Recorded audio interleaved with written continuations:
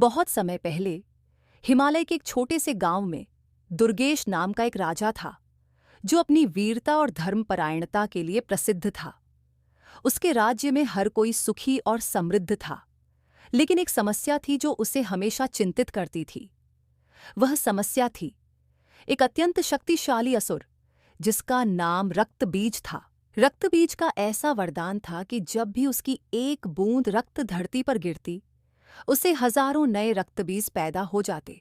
रक्तबीज ने अपने असाधारण वरदान के बल पर तीनों लोकों में आतंक मचाना शुरू कर दिया। देवताओं ने कई बार उसे हराने की कोशिश की, लेकिन हर बार असफल रहे। उसकी शक्ति इतनी बढ़ गई कि देवताओं ने इंद्रलोक छोड़ दिया और शिव पार्वती के पास मदद की गुहार लगाने पहुंचे। मां पार्वती ने देवताओं की व्यथा सुनी और उन्हें आश्वासन दिया कि अब असुरों का अंत निकट है। तभी पार्वती ने अपने भीतर की शक्ति को प्रकट किया और दुर्गा के रूप में प्रकट हुई। वह 10 भुजाओं वाली देवी बनी, जिनके हाथों में विभिन्न प्रकार के अस्त्र शस्त्र थे। उनकी आंखों में क्रोध की ज्वाला थी और उनके 7 सिंह उनका वाहन गरज रहा था। दुर्गा माता ने रक्त बीज से युद्ध करने के लिए प्रस्थान किया। युद्ध भयंकर था। हर बार जब दुर्गा माता रक्त बीज को मारने के लिए वार करती, उसकी रक्त की बूंदें धरती पर गिरती और नए असुर पैदा हो जाते।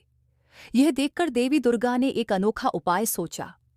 उन्होंने अपनी शक्ति से काली का अवतार लिया, जो हर बूंद रक्त को पीने के लिए तत्पर थी। जब भी दुर्गा माता रक्तबीज पर वार करती, माता काली तुरंत उसके रक्त को अपने मुंह में भर लेती, जिससे एक भी बूंद धरती पर नहीं गिरने पाई। इस प्रकार दुर्गा और काली ने मिलकर रक्त बीज को नष्ट कर दिया। असुरों की शक्ति समाप्त हो गई और तीनों लोकों में शांति पुनः स्थापित हो गई। देवताओं ने दुर्गा माता की जय जयकार की और उन्हें महिषासुर मर्दिनी का सम्मान दिया, क्योंकि उन्होंने सिर्फ रक्तबीज ही नहीं बल्कि कई अन्य असुरों का भी अंत किया था। इस घटना के बाद दुर्गा को शक्ति, साहस और नारी शक्ति का प्रतीक माना जाने लगा।